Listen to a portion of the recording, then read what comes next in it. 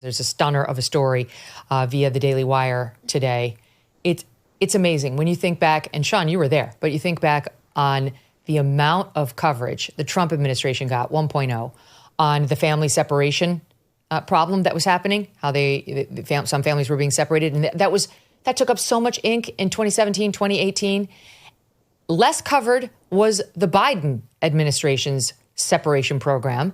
And their reporting brings it down to one example, but this is happening all over the country, sadly. A 37-year-old illegal named Wilson Manfredo Lopez Carrillo was arrested by the Palm Beach County Sheriff's Office in Florida on May 22nd. What did this guy, Wilson Manfredo Lopez Carrillo, allegedly do?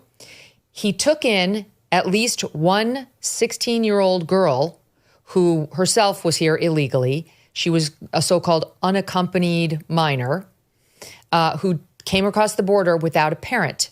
And the Biden administration, rather than turning these children around or doing something to make sure that they were protected once here, and they were here because of the open border and the invitation that you just outlined, decided to place them with, quote, loosely vetted sponsors who had absolutely no relation to them. They were literally taking young girls and putting them in the homes of single illegal immigrant men without vetting them. What could possibly go wrong?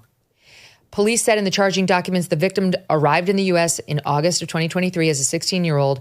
Health and Human Services was in charge of these kids, and they put her in this guy's home. The victim, quote, reported 3 instances of sexual battery, all occurring in February of 2024.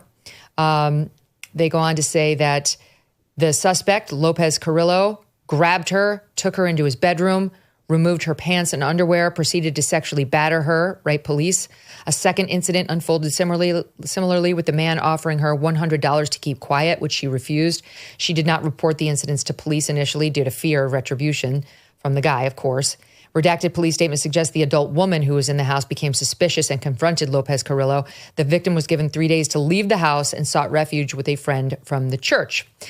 Police say they recorded a call where the victim called Lopez Carrillo and asked why he had assaulted her when she'd been a minor. He responded by attempting to justify his actions. He did not deny the incidents. He tried to downplay their significance. It sounds like they've got this guy dead to rights.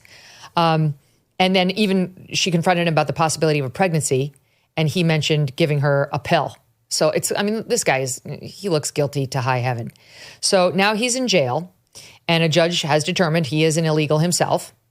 And the Daily Wire reporting that more than 120,000 of these unaccompanied alien children entered the country annually during the Biden administration. 120,000 as part of a loophole that let illegal immigrants stay in the country if they said they were under 18 and not with their parents.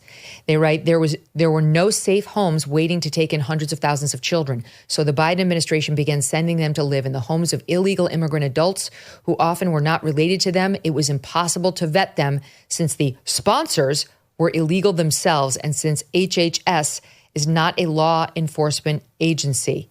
And they go on to say that HHS officials used makeshift vetting, such as having sponsors just text a picture of a foreign passport into HHS, but there was no way of knowing anything about them. And most of them had never even been seen by a government official prior to the young girl or young boy being dropped off to them. Alejandro Mayorkas said after the children were delivered to these so-called sponsors, the federal government was no longer responsible for them. He claimed that stopping the trafficking of children for labor was outside of my responsibility as the head of DHS. This is horrifying, and I don't see the wall-to-wall coverage now of the consequences of doing this, nor at the time when we knew it was a problem. And by the way, the Democrat Party got behind it. As part of their platform, they thought this was such a grand idea. Tell it to this 16-year-old girl whose life has been changed forever.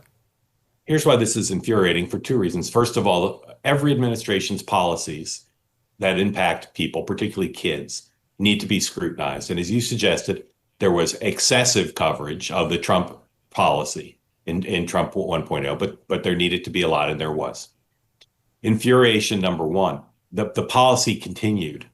The policy continued, and no one in the administration resigned over it. In fact, the resignations were largely people who thought they were too draconian in how they were treating people coming to the country illegally.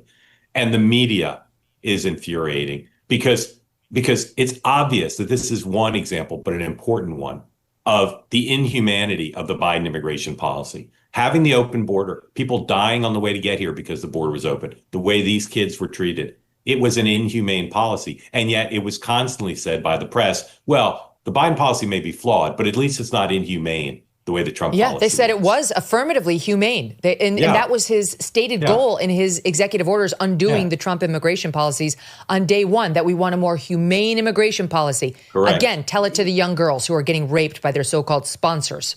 Correct. If you go back to why families... And just say real quick, there's many other examples on the face of it. You don't need lots of facts to know that the Biden immigration policy was inhumane.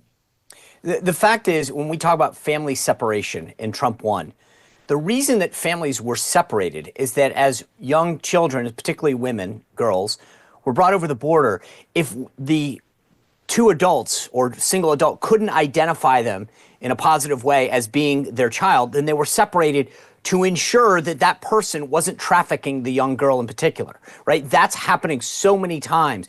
That was literally the reason why this was occurring, because we couldn't confirm that an individual, a young child, was who they said they were, or that who the parent or the guardian said they were. So part of it was for their exact safety. This was the opposite of what Biden did. Allowed them to come in and say whoever they wanted to say they were.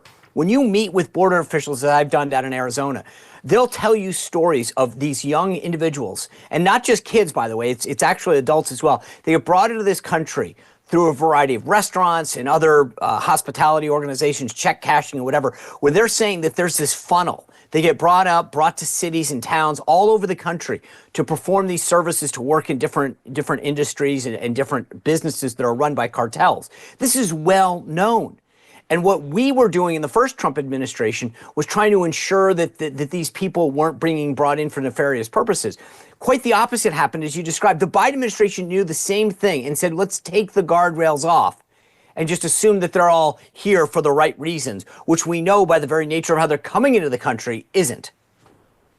So what we're seeing right now, Dan, as Trump tries to clean up these messes that Joe Biden made, is the Democrats are out on the street, the left, out on the street trying now to actively stop ICE as it goes from city to city and make arrests of people like this Lopez Carrillo, trying to get them out of our country. And we saw some extraordinary videotape yesterday out of Minneapolis. It's South Minneapolis. It was just before noon. This is near Bloomington Avenue and East Lake Street, which is near the whole George Floyd-a-Palooza problem, where ICE officers and DEA and Minneapolis police, not to mention local sheriff and FBI, were there looking for illegal immigrants. And protesters came out. Witnesses had called for people to show up, and they tried creating a human barrier. The crowd grew within minutes.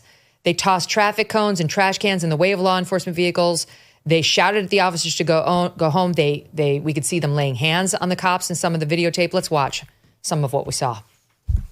A group right here trying to block the police from leaving once again. They threw out a bunch of garbages. Now people are trying to create a line out here to stop ICE and FBI. Right now, that's your city. So get the fuck out! Right now! Hey, back up! Back up right now! So that's what happened. The mayor actually came out after the fact. Jacob Fry, same guy who was kneeling at George Floyd's coffin with a mask on his face, said, by the way, this actually wasn't related to immigration enforcement. It was related to a criminal search warrant for drugs and money laundering. So why don't you just calm down? He was telling his own people. But this is how they responded. And we're seeing in other cities, too, as ICE tries to go in there and do the job again of cleaning up the Biden mess. This administration is working very hard to try and fix this country. But while they're focused on fixing the country, they can't fix your personal finances. That's really up to you. And that's why thousands of Americans are turning to Birch Gold. In the past 12 months, the value of gold has risen by 30%. Think about that. How's your stock market investment doing? Has it gone up 30%? Have you made 30% on your money?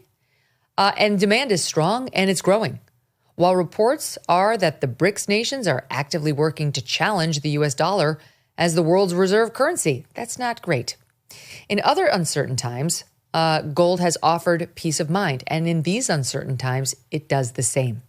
Birch Gold makes it incredibly easy to convert your existing IRA or 401k into a tax-sheltered IRA backed by physical gold.